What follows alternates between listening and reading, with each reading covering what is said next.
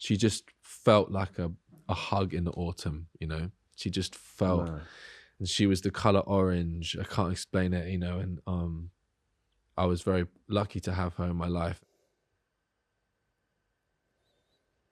My name's actually Cain, and I am the father of an angel. Yes, brother, how are you? Yes, I'm good. How are you? Come on, bring it in. Yeah. Good to see you, man. Been excited to see you again. Do you know what? I was really looking forward to today. Jordan talked about the relationship with his amazing grans and how that shaped him into the man that he is today. She just said, close your eyes and find little Jordan. And he was there, man. And it's in that moment that I realised what I'd missed from my gran, you know? It was actually a really fun conversation because not every conversation around grief has to be somber.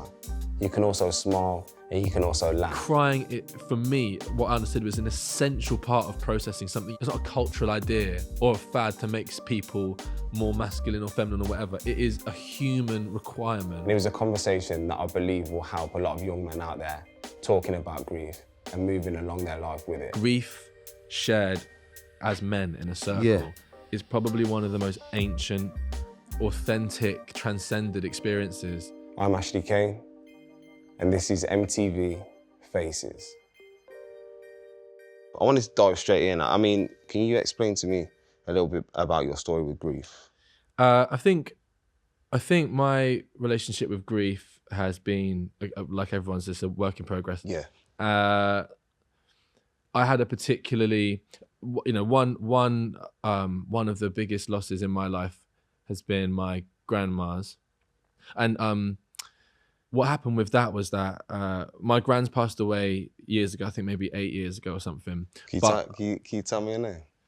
Oh, my grandma's. Yeah. Oh, so one grandma's called Jackie, and the other grandma's called Veronica. Jackie and Veronica. Jackie and Veronica. It's so important, you know, because I feel like, you know, this is going to be a hard story, but it's also going to be a beautiful one as well. So I'd love to know the name. 100% beautiful, you know, and especially it's difficult because I had different relationships with both of them. Yeah.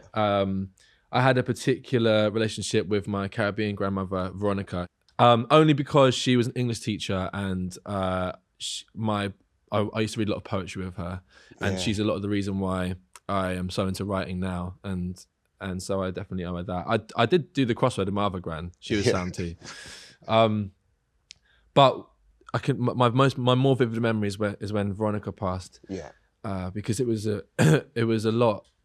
The whole funeral was a lot for a few reasons. Firstly, because I'd lost my gran, and secondly, because I'd never seen my dad that upset before, which, especially as a boy, while I was a young man, it's difficult to see sometimes, right? I just hadn't seen it, man. I was just like, whoa, that was really grief. I was seeing grief in action. But for myself, what I had done was intellectualize the situation. So I had said to myself, well, my gran's old, you know, I'd seen her deteriorate. She was in a home, you know, it makes sense. That's what I said to myself. And I just left it at that. And I wrote a little bit for the funeral. Was that instantly? Because, you know, like, and that's the crazy thing about it. You know, usually that would be one of like something that comes towards the end to like give you that final bit of comfort after you've had that major hit. Yeah. This was preventing me from having any hit.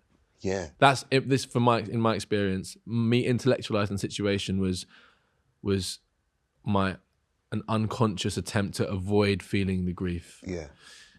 And my grans both deteriorated in different ways. So my grief was different with my mum's mum, Jackie, because she had dementia, quite bad dementia. So she forgot who I was at a certain point, and that was an odd experience to lose someone when they're alive. That was like, that was a lot.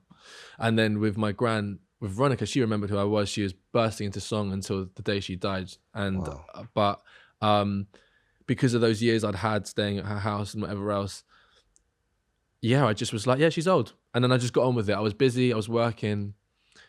And it was 3 or 4 years later, I went for a breakup. And the first thing that happened was I remembered how much I missed my gran. And that was like 3 years later.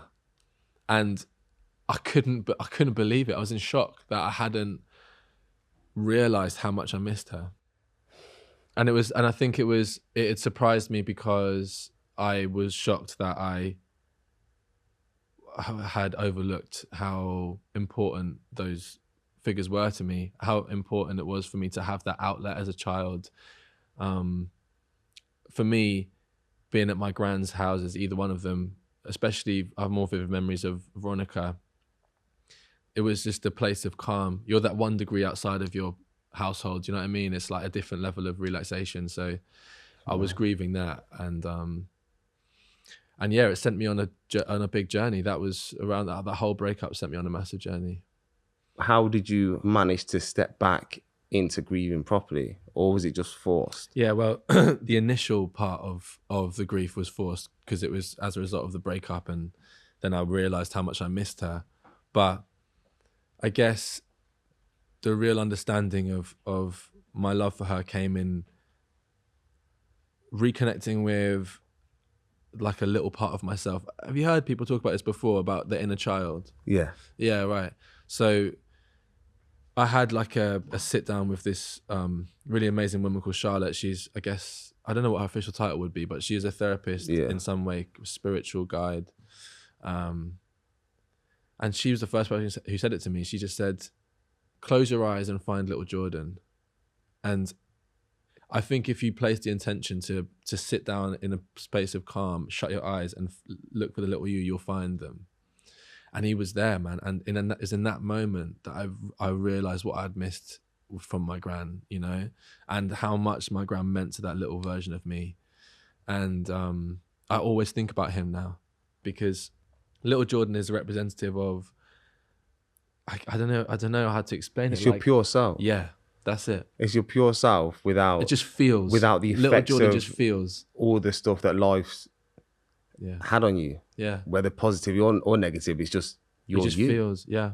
Right. So I try and speak to him, and I realized that there was a point where he was happy that we had reconnected, and I kind of checked in on him, I guess, in a way. And he was eating apple pie. Just like something I have to not eat now, but just for my own well-being, because I can eat a lot of apple pie. Is that grandma's apple pie though? So my gran, she lived in this place, in this flat in Finchley, and in the back communal garden at the back there was an apple tree, and she seasonally would pick these apples and make this apple stew. And like, I loved this apple stew, bro. Like, and it was mad because even my other gran, Jackie, she was making a thing called granny apple, which was the same thing, but it was cold. So like cold apple stew with chocolate on top. And then my gran, she had warm apple stew, but with like a bit of vanilla ice cream or something like that. And so I was just there with apples on my life now, you know? Like, and I was so interested in that little Jordan. The first thing he had was just an apple gift. You know, it's like, this is what reminds me, you know, and you know, you walk into my gran's flat in Finchley, and there's the smell of potpourri, I guess. Kind of, you know, I used to find it so odd, these dead flowers, you know, just making the place smell nice. It smells of old furniture, and, you know, the carpet was all right, but she had this chaise longue. I remember she had this like wild ass sofa, bizarre like shaped sofa in this living room, and she just sit by this little fireplace. I don't even know if it was real. And just smile. She sat in her chair and she just had this smile, bro. Like, that's why I find Veronica so inspiring, because she would just recite poetry. This was her thing. So we'd sit down, we'd get our poem book, whether it's Chicken Soup for the Soul or it was some Michael Rosen books. You know, we'd read these books to each other. And then she got me to recite certain poems. She'd get me to like read them back to her. And when she started she started to go, it was just, I'd never seen anything like it really, because of the way my other gran had dementia, which was tough to see. But my granddad was like really on her way out. She was totally bedridden, couldn't remember the day, couldn't remember where she was, but she knew who we were. And she was in so much pain, and then she'd just sing, bro. This is in this home. I honestly, like, that's like my most precious memory of her, was that even at the very, very end, she never forgot the songs she learned as a child. She never forgot the poems that she'd been recited as a child. That was the part of her brain that stayed, you know? And like, I want to smile until my last day. You know, I want to be able to provide that energy for my loved ones. It's such a deep love for her, you know, and she just, I've written about this a lot because it really did, I have realized it. She just felt like a hug in the autumn, you know. She just felt, and she was the color orange. I can't explain it, you know, and I'm sure she wasn't without her flaws, you know. It's impossible for me to know the entirety of her being, but for me as a little boy, I was very lucky to have her in my life, and I think that grandparents are incredibly important for the development of children, if possible, or at least people who can be in that role, you know, because not everyone's lucky enough to have grandparents. I never met my grandfathers, for example, but I think it takes a village to raise a child, you know, and I think that eldership, that guidance is imperative, you know, that calm, grounding, you know. So yeah, so shout out my grans forever. I think I can relate to that safe space. You know, I was there. I spent every day, you know, with my grandma and granddaddy. Yeah. It's a beautiful place, and it's really strange that, you know, the breakup with your partner kind of sparked something that you were missing, like, because you think you probably invested that much time in your partner that when you broke up, it left a hole. And when you're left in that kind of chasm of darkness, you revert back to the things that give you the most comfort. And that was obviously I think it felt I think it felt like it was I don't know what the saying would be, straw that broke the camel's back or whatever, where it was almost, I felt like, a dam, maybe a dam is more visual for me. It felt as though a dam had burst. That was what it was, like something had dislodged in me after this breakup. It was just the pain of it, the pain of another loss. I realized I had been almost existing in my head until that point. I had just kept everything down, away from my body. All the losses I'd had, the little griefs. It wasn't just my grans. There's other people that had come and gone in different ways. And so it was that breakup, just let it all go. And I think the thing is about grief. I think the thing is with everything, every form of adversity that tries to hold us down or keep us back, is we will never ever be able to outrun it, right? You know, no matter how strong you think you are, no matter how quick your feet move and you think you can avoid something, it's always on your shoulders. It's always on your coattail, and it will always catch up with you. And you know, how long? You said 3 years, was it? It was 3 years. 3 years of you feeling like maybe you were okay, giving yourself that kind of false kind of reasoning that, you know, she is old, you know, her time was there. And then it came up and kind of hit you in the face in a form of a physical attack. You know, on this grief journey, I believe that there's no right way to grieve. There's no correct time scale. There's no things that you necessarily shouldn't do or should do. I believe there's things that each and every person has to do in their own time according to how they feel. Do you know what I mean? And the way probably I've dealt with things is different to a lot of other people. But I think in the end, we're all looking to achieve that same pattern, aren't we? We're looking to, you know, be able to still connect with our loved ones in a certain kind of way. We want to reflect on all the good moments, the good memories. 100%. And the amazing times that we had. I feel like one of my strongest things is making them proud. You know, thinking, you know, you spent that time with somebody that loved you so much and that you love so much, and how can you effectively be the person that you should be to kind of honor that time with them and what they taught you. Essential. Honor is essential. Because, you know, with your nan, like, she was a teacher, and I just think that says a lot. I just think that says a lot about you as a person now, because I would say that you're a very intellectual person. You're like a wordsmith, like, well, you are, right? And that all came from her. And does that give you a drive now going forward? You know, that kind of purpose, like, you know what, like, we're going to do something now.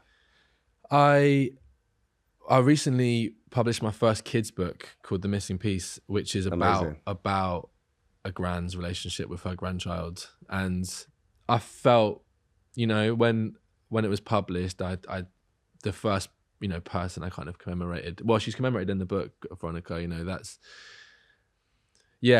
so I definitely felt like I was honoring her, and I continue to honor her in my desire to write. And I really truly believe that a person's energy is infinite, regardless of their time here. I mean, I don't know if we've got the time for me to go all like into my full, but I just think I really believe in the kind of infinite existence of everything, and that the energy of a person exists forever in people's memories and ideas and feelings, and you're such an incredible example of the energy that's formed in grief being pushed and morphed into, I don't even know if it's morphed, it's the same energy, but just outlet in such a beautiful way. And that's not to discount how everybody deals with grief, but using it as a motivating force is, I think, one really incredible way of dealing with it. It's a great way to channel it, right? I mean, like I said, I believe there was something bigger than what you see, with your eyes. Of course. Like, I believe that there is power in my pain, and there's a driving force in my pain that will take me to incredible levels. Have you and been saying that? heights. What? There's power in my pain. Wow. And interesting, I love that. I say there's power. Well, there is power in my pain. There's unmatched power. I lost my daughter the 24th of April, 2021. Yeah.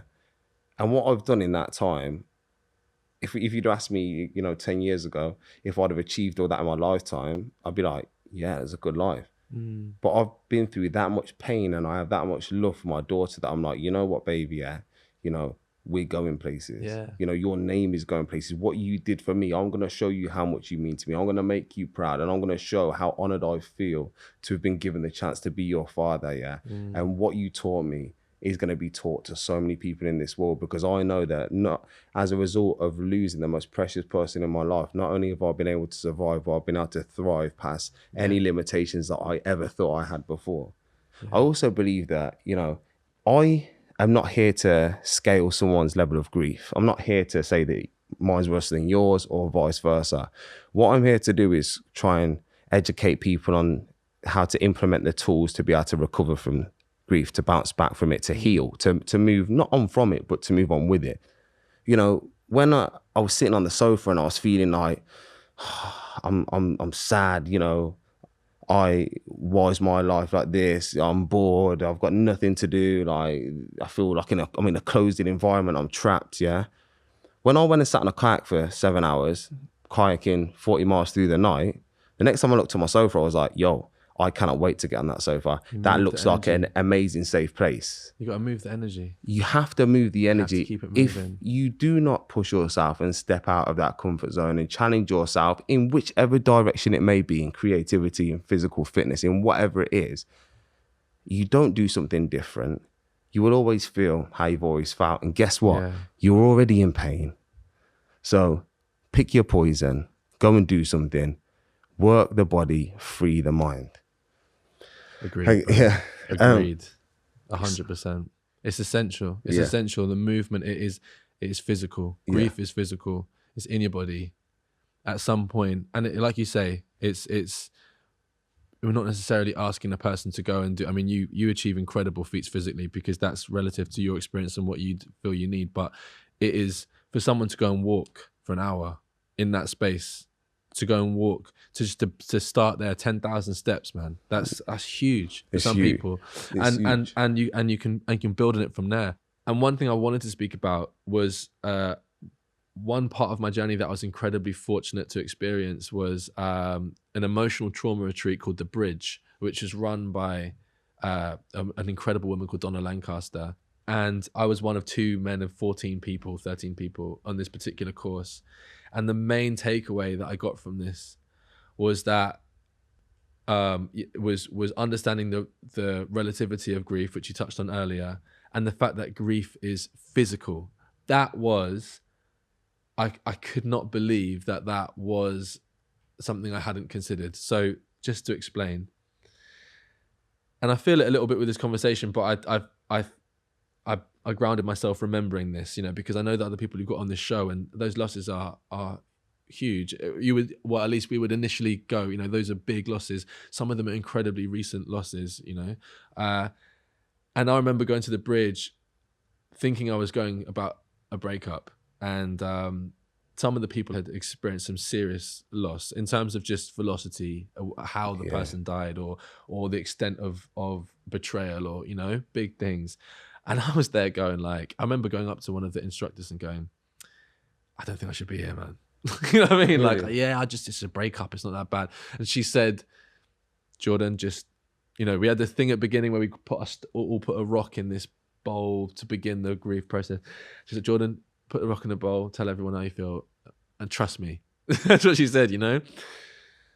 And then I'm there with imposter syndrome going, man, you know, like, I haven't done that. I didn't find this person. I didn't, you know, I just lost some, you know, someone doesn't want to go out with me.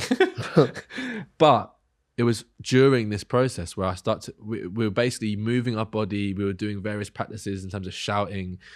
Sometimes we were doing a bit of yoga. Shaking was a big thing. Then the theory, understanding certain things about inner child or relationship equality, this kind of stuff. But it was really building up to these 2 letters we wrote at the end of the week.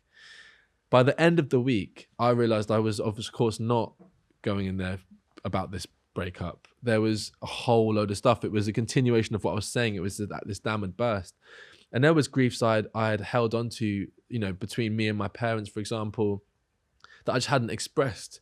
Yeah. And what was so wild was, I had this response when I read out a letter, a trauma response, that's what I said. And it was all in my right knee. It was so wild, you know.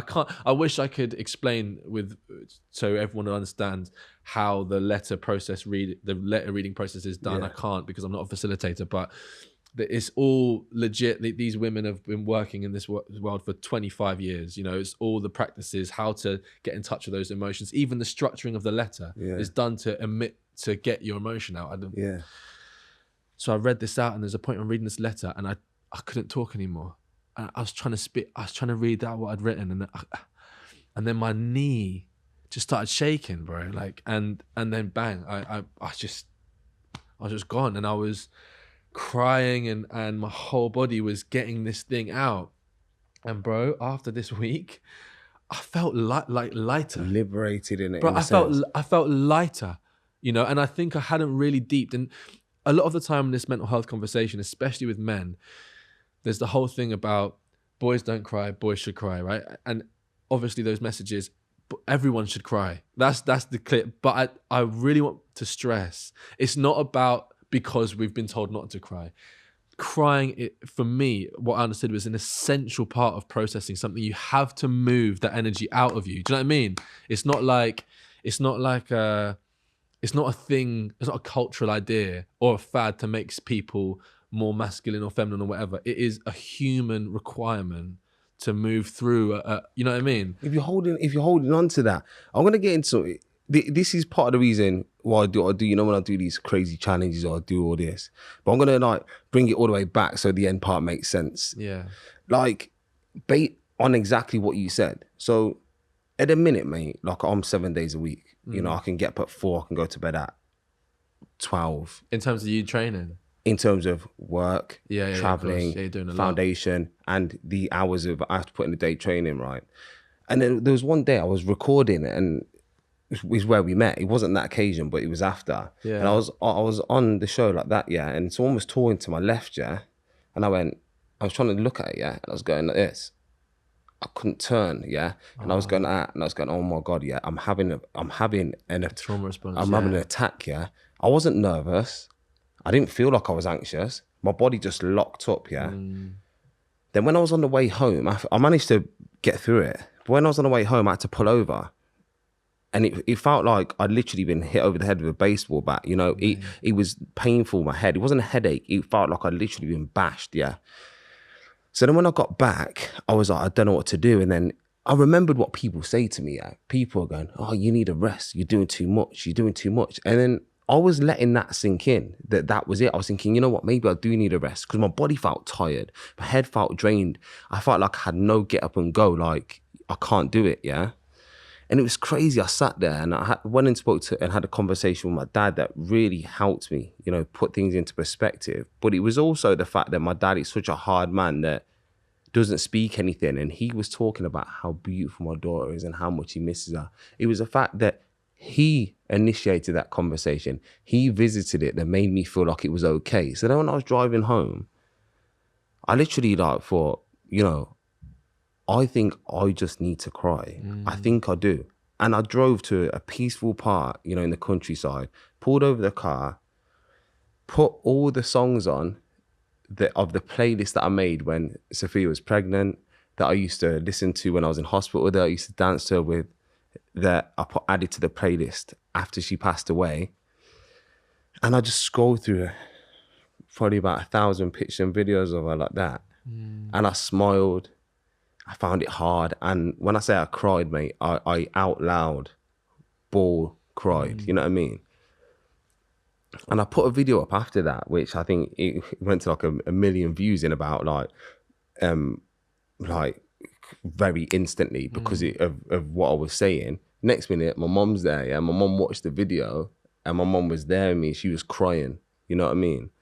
And all of the things I came up with before that was, you know, I'm tired.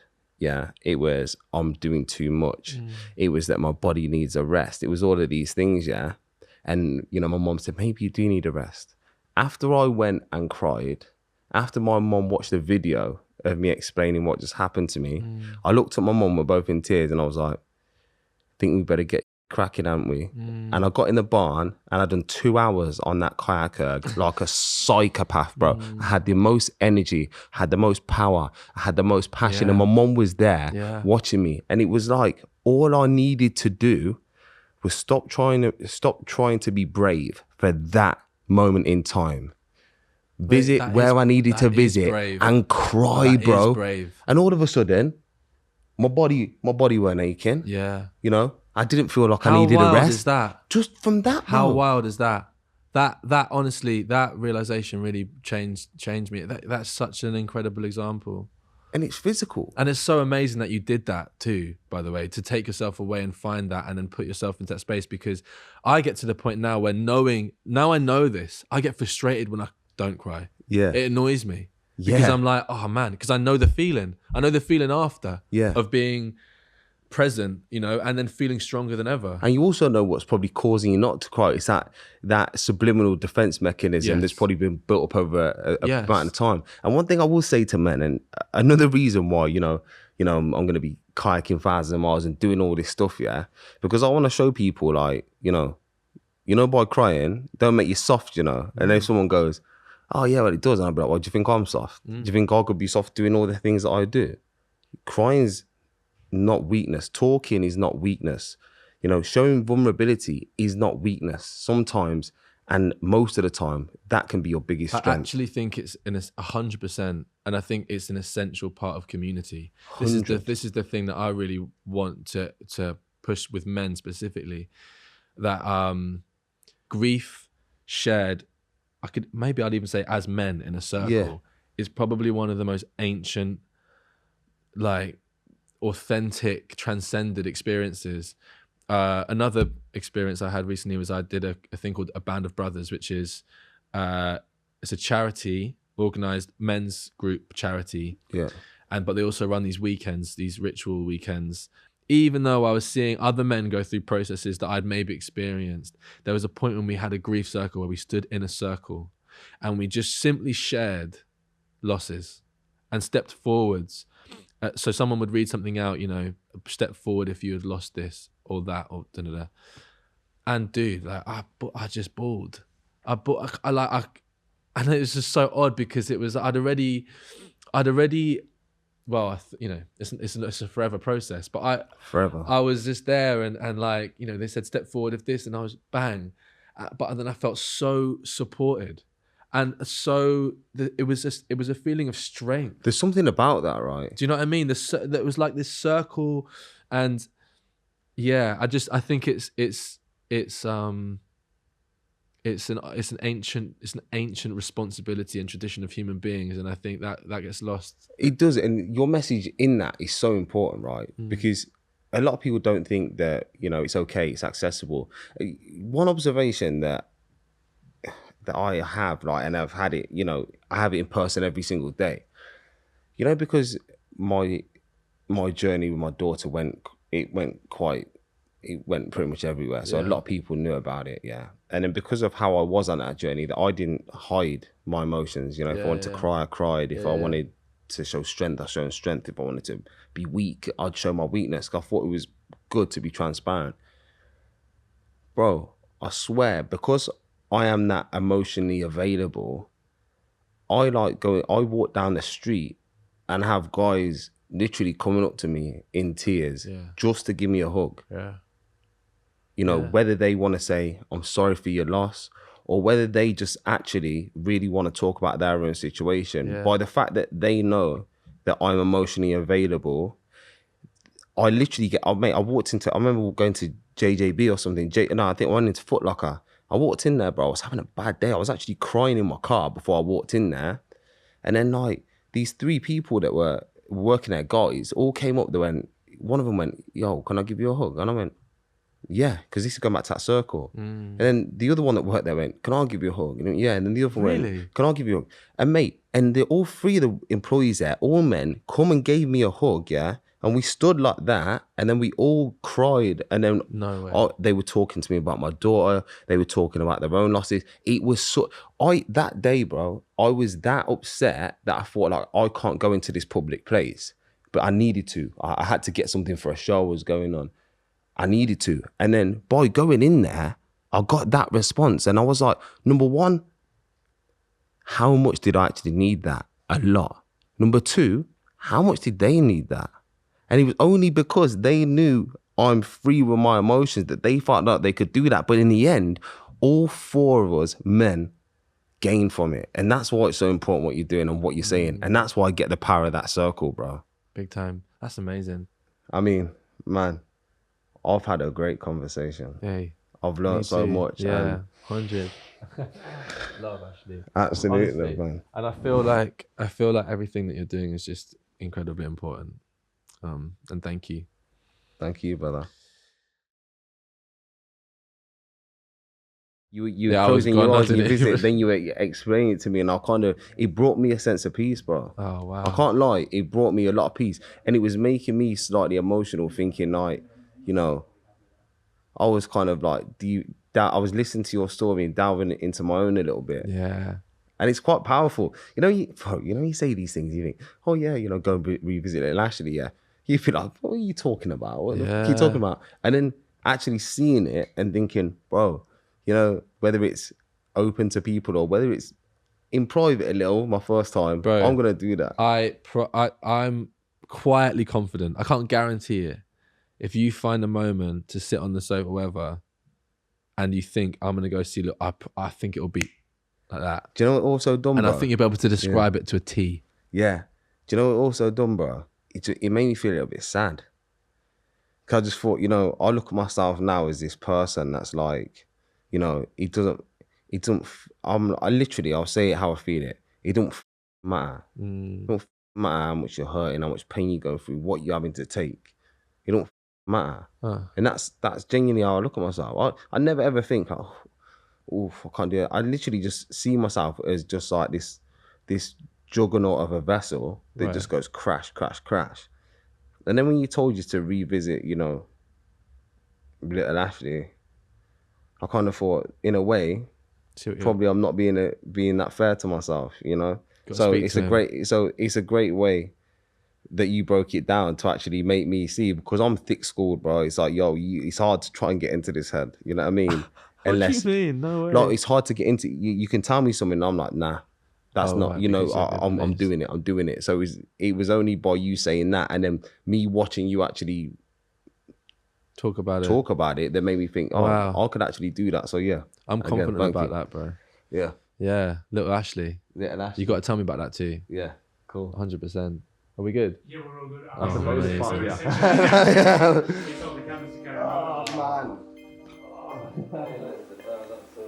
That's so cool. So thank you so much for inviting me. Thank you, bro.